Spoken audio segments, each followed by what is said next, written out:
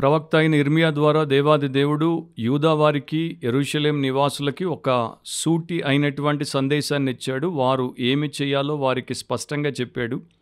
ఇర్మియా గ్రంథంలో 4వ అధ్యాయం 3-4 వచనాల్లో ఇట్లా రాయబడింది. యూదా వారికిని యెరూషలేం నివాసులకును యెహోవా ఇలాగు సెలవిచ్చుచున్నాడు, ముళ్ళ పొదలలో విత్తనములు చల్లక మీ బీడు పొలమును దున్నుడి. అవిధేయులై ఉండుట మానుకొని మీ దుష్టక్రియలను బట్టి ఎవడునూ ఆర్పివేయలేనంతగా నా ఉగ్రత అగ్నివలే కాల్చకుండునట్లు యూదావార్లారా, యెరూషలేం నివాసులారా, యెహోవాకు లోబడి ఉండుడి.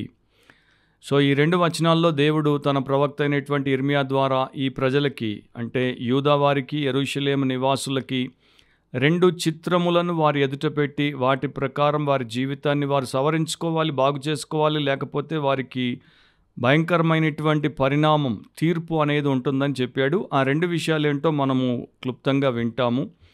మన అంశం ఏంటంటే ఆ వచనాల ప్రకారము రిపెంట్ నౌ, ఇప్పుడే పశ్చాత్తాపపడు, ఇప్పుడే పశ్చాత్తాపపడు, లేక ఇప్పుడే మారు మనస్సు పొందు. సో మొదటిది 3వ వచనంలో కల్టివేట్ యువర్ హార్ట్, నీ హృదయమును సాగు చేయి, లేకపోతే నీ హృదయమును దున్ను. ఎందుకంటే మీ బీడు పొలమును దున్నుడి అని చెప్పబడినట్లు యూదా వారికిని యెరూషలేం నివాసులకును యెహోవా ఇలాగు సెలవిచ్చుచున్నాడు, ముళ్ళ పొదలలో విత్తనములు చల్లక మీ బీడు పొలము దున్నుడి. ఏ రైతైనా సరే తన విత్తనములు, ముఖ్యముగా ప్రశస్తమైనటువంటి విత్తనాలు తీసుకుని వచ్చి వాటిని భూమిలో చల్లే ముందు భూమిని దున్నుతాడు, భూమిని సాగు చేస్తాడు, భూమిని శుభ్రం చేస్తాడు, భూమికి కావలసినటువంటి ఏర్పాటంతా చేసిన తర్వాత దానిలో విత్తనాలు విత్తుతాడు. అప్పుడు మంచిగా అవి పెరుగుతాయి, మంచి పంట, మంచి రాబడి రైతుకి వస్తాయి. సో యూదా వారికి యెరూషలేం నివాసులకి దేవుడు ఏం చెప్తున్నాడు, మీలో ప్రతి ఒక్కడు మీ హృదయ పరివర్తన కొరకు మీ హృదయమును మీరు దున్నాలి. మీ హృదయంలో నిజమైనటువంటి మారు మనస్సును మీరు కలిగి ఉండాలి. మిమ్మల్ని మీరు నా ఎదుట తగ్గించుకోవాలి. మీరు హృదయములో నిజమైనటువంటి పశ్చాత్తాపమును కలిగి అది నాకు చూపించాలి. యూదా వారికి యెరూషలేం నివాసులకి ఉన్నటువంటి ఒక అలవాటు ఏంటంటే వారు ప్రతినిత్యము దేవుడి సన్నిధికి వెళ్తారు, బలులు అర్పిస్తారు, పశ్చాత్తాప పడుతున్నట్టు వారు కనబడుతూ ఉంటారు. సంవత్సరానికి ఒక్కసారి ప్రాయశ్చిత్త దినాన్న కూడా వారు సమష్టిగా, అంటే అందరూ కార్పొరేట్గా అట్లా కన్ఫెస్ చేసి రిపెంట్ అవుతారు. దేవుడు ఆ ప్రకారము కాకుండా వ్యక్తిగతంగా ఒక్కొక్క వ్యక్తి, ప్రతి కుటుంబము, ఆ దేశంలో ఉన్నటువంటి సమాజం అంతా కూడా ఆ ప్రకారము నిజమైనటువంటి ఆత్మ పరిశీలన చేసుకున్న తర్వాత రావాల్సినటువంటి రిపెంటెన్స్ గురించి మాట్లాడుతున్నాడు. ఎంతోమందికి ఆ కాలంలోనే కాకుండా ఈ కాలంలో క్రైస్తవ సంఘంలో క్రీస్తు యేసును గూర్చినటువంటి శ్రేష్టమైన సంపూర్ణ బోధ, దేవుడి సంకల్పం అంతా కూడా మనకి ఇవ్వబడిన తర్వాత కూడా చాలామందికి రిపెంటెన్స్ విషయంలో, మారు మనసు విషయంలో, పాపం విషయమై పశ్చాత్తాపపడి దాన్ని ఒప్పుకొని విడిచిపెట్టే విషయంలో సరైన అవగాహన లేకపోవడం దురదృష్టకరం. ఎంతోమంది ఏమనుకుంటారు, పాపమును పైకి ఒప్పేసుకుంటే సరిపోతుంది, అదే మారు మనసు, అదే పశ్చాత్తాపం, అదే రిపెంటెన్స్ అనుకుంటారు. External confession of sin is not true repentance. That's part of repentance, but that's not true repentance. True repentance ఏంటి? Complete change of heart and mind. మన యొక్క హృదయము, మనస్సు పూర్తిగా మార్చి వేయబడుట, లేకపోతే మారిపోవుట. ఇంగ్లీష్ కొన్ని మోడర్న్ వర్షన్స్లో ఈ 2 వచనాలు మరి చక్కగా ఇంకా స్పష్టంగా మనుషులు ఎవరు కూడా మిస్ కాకుండా అర్థమవ్వాలని చేశారు. జస్ట్ నేను 2 ట్రాన్స్లేషన్స్లో ఉన్నది ఎట్లా తర్జుమా చేయబడిందో మీకు చెప్తాను. NLTలో plough up the hard ground of your hearts, do not waste your good seed among thorns అని వారు ట్రాన్స్లేట్ చేశారు. అంటే మీ యొక్క హృదయములు అనేటువంటి నేలను, కఠిన నేలను బాగా దున్నుడి, మంచి విత్తనాన్ని ముళ్ళ పొదల్లో మీరు వృధా చేయకండి. లైబేరియాలో బాసా అనేటువంటి ఒక ట్రాన్స్లేషన్లో prepare your hard hearts like a person prepares a garden spot, do not plant among thorns. ఒక వ్యక్తి తన తోటలో ఒక చోటును ఎట్లా చక్కగా సిద్ధం చేసుకుంటాడో అట్లాగే నీవు నీ కఠినమైన హృదయమును సిద్ధము చెయ్యి. ఎక్కడ పడితే అక్కడ ముళ్ళ మధ్యలో నీ మొక్కలను నాటవద్దు. సో చాలామందికి ఉన్నటువంటి ఒక గలిబిలి లేకపోతే ఒక కన్ఫ్యూషన్ ఏంటంటే వారు మారు మనసు, పశ్చాత్తాపము, రిపెంటెన్స్ అంటే ఒక ఫీలింగ్ అనుకుంటారు. అది ఒక ఫీలింగ్, ఒక అనుభూతి కాదు. ఇమోషన్ అనుకుంటారు. అది ఒక ఇమోషన్, భావము కానే కాదు, మనోభావము కానే కాదు. ఇట్ ఈజ్ అన్ యాక్షన్, అది ఒక క్రియ, అది ఒక చర్య. And it is an action of our will, మన చిత్తముతో మనము చేసేటువంటి చర్య. అంటే మన చిత్తముతో మనం నిర్ణయము చేస్తాం, ఆ నిర్ణయాన్నే మన మనసు, మన హృదయము మనము అమలు చేస్తాం. సో ఆ ప్రకారం నిర్ణయించుట. ఏం నిర్ణయించుట? ఇప్పటిదాకా చెడిన వాడిగా, ఇప్పటిదాకా దేవుడికి దూరస్తుడిగా, శత్రువుగా, ఎవడికి ఉపయోగం లేని నిష్ఫలమైన పాపిస్ట్ జీవితాన్ని జీవించాను. ఇప్పుడు దానికి నేను స్వస్తి చెప్తున్నాను, దాన్ని విసర్జిస్తున్నాను. ఇక నేను దేవుడికి నన్ను బేషరతుగా సంపూర్ణంగా సమర్పించుకుంటాను. ఆయన చిత్తము ప్రకారము నేను యోగ్యముగా, నీతితో, పవిత్రముగా జీవిస్తాను. అది రక్షణకు, రూపాంతరానికి నడిపించే విషయం. కానీ చాలామంది ఏదో పైకి ఒప్పేసుకొని, కాస్త దుఃఖాన్ని చూపించి, కాస్త విచారాన్ని కనపరిచి, కాసిన్ని కన్నీటి బొట్లు బయటకు తెచ్చి కర్చీఫ్తో తుడుచుకొని మేము పశ్చాత్తాపడ్డాం అనుకుంటారు. అది కానే కాదు. ఒక భక్తుడైతే ఎట్లా చెప్పేవాడంటే, అవి విమానమును ల్యాండ్ చేయుట అవ్వదు, రన్వే మీద మెరిసేటువంటి లైట్ల వంటివి అవి. ఆ విచారము, దుఃఖము, ఆ యొక్క ఓపెన్ కన్ఫెషన్, అది కాదు విమానాన్ని ల్యాండ్ చేసేది.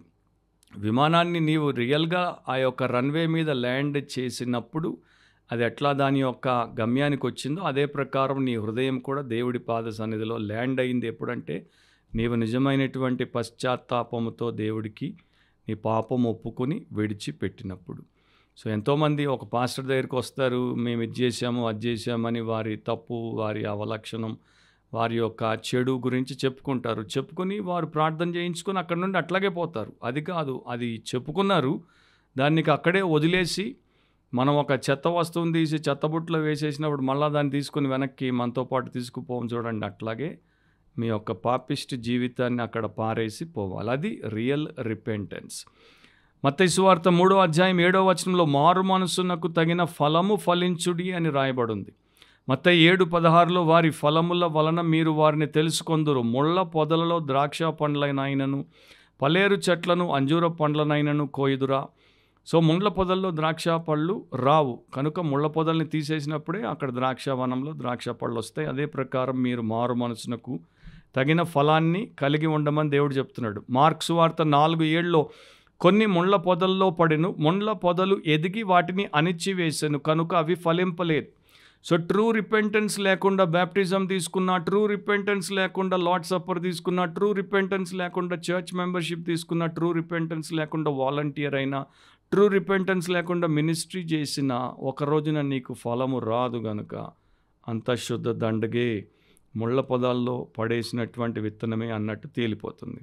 హోషేయ 10వ అధ్యాయం 12వ వచనంలో ఇట్లా రాయబడింది, నీతి ఫలించున్నట్లు మీరు విత్తనం వేయుడి, ప్రేమయను కోత మీరు కోయుడి. యెహోవాను వెదుకుటకు ఇదే సమయం గనుక ఆయన ప్రత్యక్షమై మీ మీద నీతి వర్షము కురిపించినట్లు ఇది వరకెన్నడను దున్నని బీడు భూమి దున్నుడి. ఎంత స్పష్టంగా చెప్పాడో చూడండి.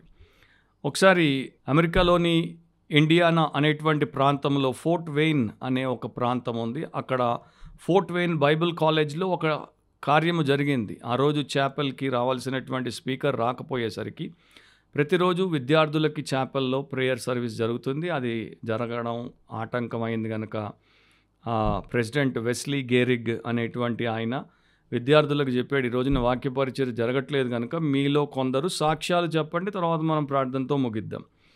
వారు ఒకరి తర్వాత ఒకరు సాక్ష్యాలు చెప్తుంటే ఎవరికి తెలియకుండా అది సాయంత్రం 5 గంటల దాకా సాక్ష్యాలు పోయాయి.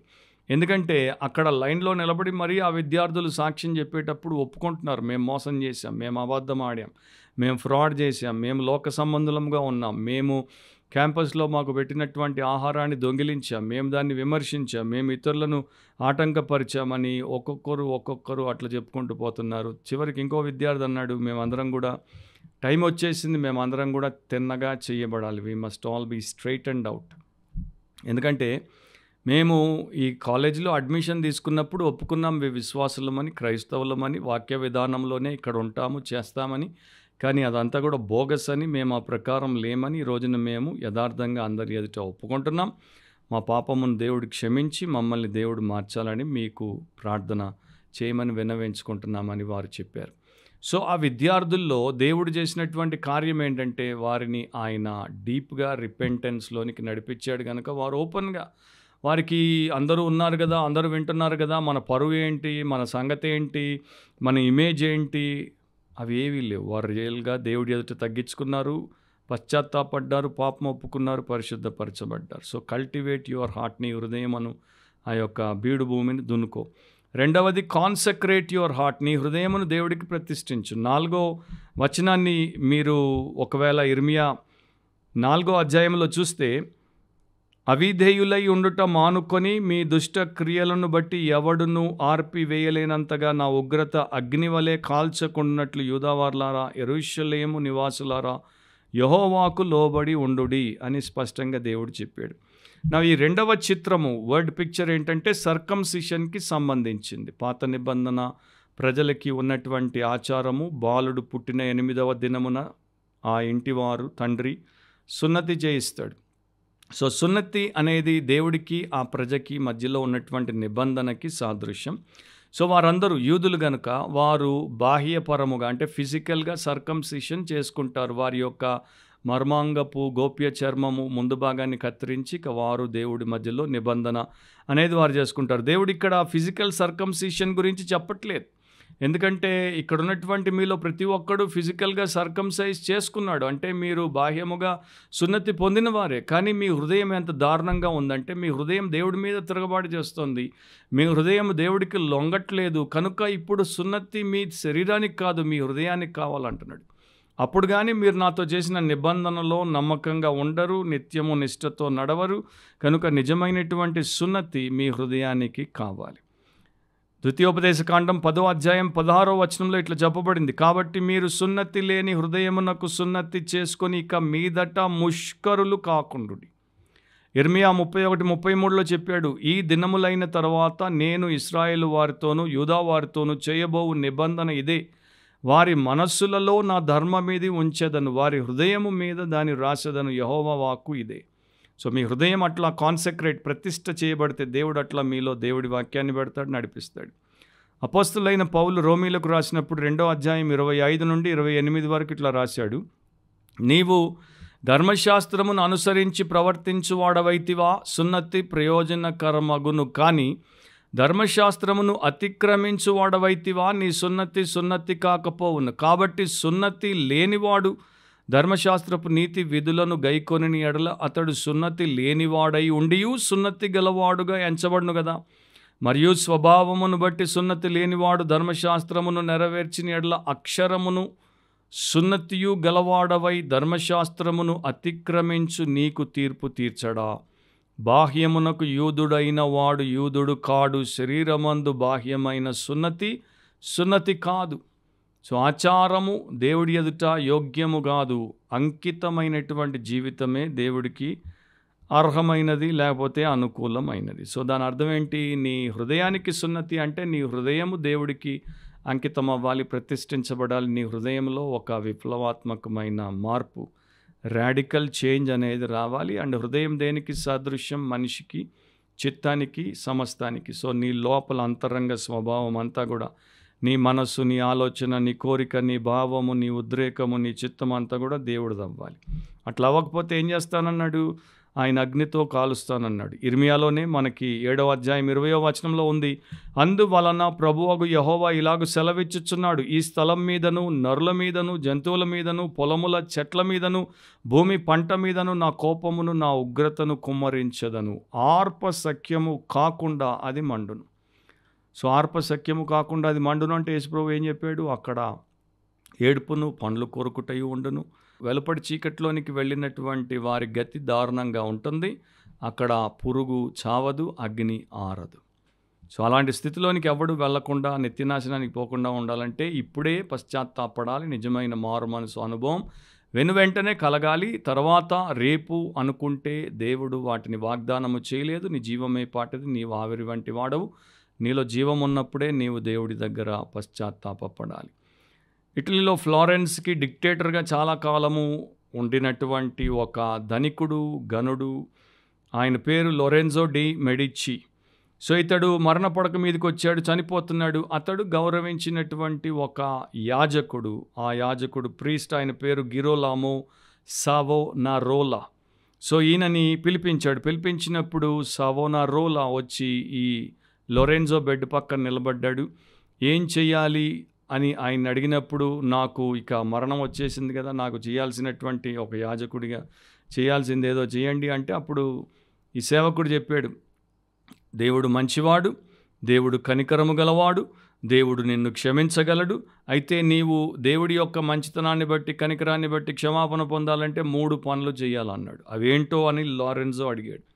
సో మొదట నీవు దేవుని యొక్క కనికరము కలిగినటువంటి స్వభావమునందు, దేవుడి యొక్క క్షమాగుణమునందు పూర్ణముగా విశ్వాసం ఉంచాలి. ఆయన్ని క్షమించమని అడగాలి. అప్పుడు ఆయన క్షమిస్తాడు. ఓకే, అది నేను చేస్తానన్నాడు, చేశానన్నాడు. రెండవది ఏంటి అంటే, ఇప్పటిదాకా నీవు అందరి మీద ఆజమాయిషి చేసి నిరంకుశవేత్తగా అక్రమంగా సంపాదించిన సొమ్మంతా తిరిగి వాళ్ళకి ఇచ్చేయాలన్నాడు. కొంచెం కష్టపడ్డాడు. కాసేపు గ్యాప్ ఇచ్చిన తర్వాత సరే అది నేను చేస్తానన్నాడు. తర్వాత మూడవది ఏంటి అంటే, ఇప్పటిదాకా ఫ్లోరెన్స్ అంతటిని నీ గుప్పెట్లో పెట్టుకున్నావు, నీవు దాన్ని నిరంకుశవేత్తగా బిగబట్టావు, ఇప్పుడు దానికి స్వాతంత్రం ఇచ్చేయాలి, నీ పట్టు సడలించాలి. వారి జీవితాలు స్వతంత్రంగా బతకాలంటే మాత్రం వెంటనే కోపంతో, ముసలోడు చచ్చిపోయే టైంలో కూడా కోపంతో బెడ్కి ఇతని వైపు నుండి అతని వైపు తిరిగాడు. కాసేపు అయిన తర్వాత ప్రాణం వదిలేడు. మరి నిజంగా పశ్చాత్తాపడ్డాడో పడలేదో అది దేవుడికే తెలుసు. కానీ చరిత్రను మీరు చదివితే తర్వాత ఏం జరిగింది అనేది కూడా మనకి కొంత సూచన అర్థమవుతోంది. అదేంటంటే, లొరెన్జో మరణం తర్వాత సేమ్ సావోనారోలా ఫ్లోరెన్స్ వారికి వార్నింగ్ ఇచ్చాడు. ఆ వార్నింగ్ ఏంటి? Repent O Florence while there is still time. దాంట్లో సర్వనాశనం రాకముందే ఇంకా సమయం ఉన్నప్పుడే మీరు ఫ్లోరెన్స్ వార్లారా మారు మనసు పొందండి, పశ్చాత్తాపడండి. అండ్ చరిత్రలో మనకి స్పష్టత లేని అంశం ఏంటంటే, ఆ చివరి విషయానికి లొరెన్జో లోబడ్డా లోబడలేదా, ఏం చేశాడు మనకు తెలియదు. కానీ చాలా కోపంతో కళ్ళు ఎరుపెక్కాయి. నరకానికి పోయినా పర్లేదు కానీ ఫ్లోరెన్స్ వాళ్ళకి నేను స్వాతంత్రాన్ని ఇవ్వను అన్నట్టే పోయాడని కొంతమంది అభిప్రాయం. ముగింపులో ఒక భక్తుడు ఇట్లా అనేవాడు, ఆయన సువార్థికుడు, ఆయన సువార్త ప్రకటించినప్పుడు అనేవాడు, ఎన్నిసార్లు నీవు సువార్తను విన్నా, నీవు యేసుక్రీస్తు ప్రభు యొక్క ప్రేమ కార్యమును తెలుసుకున్నా, ఇంకా నమ్మకుండా నీవు కఠినంగా ఉంటే, నీ హృదయాన్ని నీవింకా కఠినపరుచుకుంటూ ఉంటే, ఒకటి నువ్వు గుర్తుపెట్టుకోవాలి. అదేంటంటే, నీవు నశించుట నీవు చేసినటువంటి ఏదో ఘోరమైన, నీచమైన, హేయమైన కృత్యం, పాపమును బట్టి కాదు. ఆయన పాప క్షమాపణ, ఆయన ఆత్మరక్షణను అనుగ్రహించు ఏకైక దేవుడు, రక్షకుడు గనుక ఆయనను నీవు తిరస్కరించుటే, ఆయన ఎదుట నిన్ను నీవు తగ్గించుకొని పశ్చాత్తాపడి పాపం ఒప్పుకొని విడిచిపెట్టకుండా, ఆయనకి లోబడకుండా ఉండుటే, నీ హృదయాన్ని ఆయనకి సమర్పించకుండా ఉండుటే నిన్ను సర్వనాశనానికి తీసుకుపోయేటువంటి అంశము. ఎందుకంటే ఆయన రక్షకుడు, ఆయన ఎవరినైనా వారు రావాల్సిన రీతిలో ఆయన దగ్గరకు వస్తే రక్షించువాడు. అది నీవు కాదంటున్నావు కనుక నీ నాశనానికి నీవే బాధ్యుడు అనేవాడు. సో అట్లా మనలో ఏ ఒక్కరు ఉండకూడదు, మీలో ఏ ఒక్కరు ఉండకూడదు, మీ కుటుంబంలో ఏ ఒక్కరు ఉండకూడదు, మీ సంఘంలో ఏ ఒక్కరు ఉండకూడదు, ఈ దేశంలో ఏ ఒక్కరు ఉండకూడదు. అది మన ప్రార్థన అయి ఉండాలి, అది మన ఆకాంక్ష అయి ఉండాలి. అందుకే యేసు ప్రభు అంత గొప్ప కార్యాన్ని సిలువలో చేశాడు. సో మీరు ఆయన వైపున రక్షించబడి, మీరు ఏ పాపం చేసినా, ఎప్పుడు చేసినా, తెలిసి చేసినా, తెలియక చేసినా, కావాలని చేసినా, లేక బలహీనంగా చేసినా, వెంటనే దాన్ని యథార్థంగా ఒప్పుకోండి, లోతుగా బాధపడండి అండ్ దాన్ని పూర్తిగా విసర్జించండి. అప్పుడు మీ యొక్క పశ్చాత్తాపం, మారు మనసు అనేది పరిపూర్ణం. అప్పుడు దేవుడి కార్యం ఆయన సంపూర్ణం చేస్తాడు. అలాంటి కృప, యేసుక్రీస్తు యొక్క గొప్ప కృప మీ ఆత్మలకు తోడై ఉండును గాక. ఆమేన్.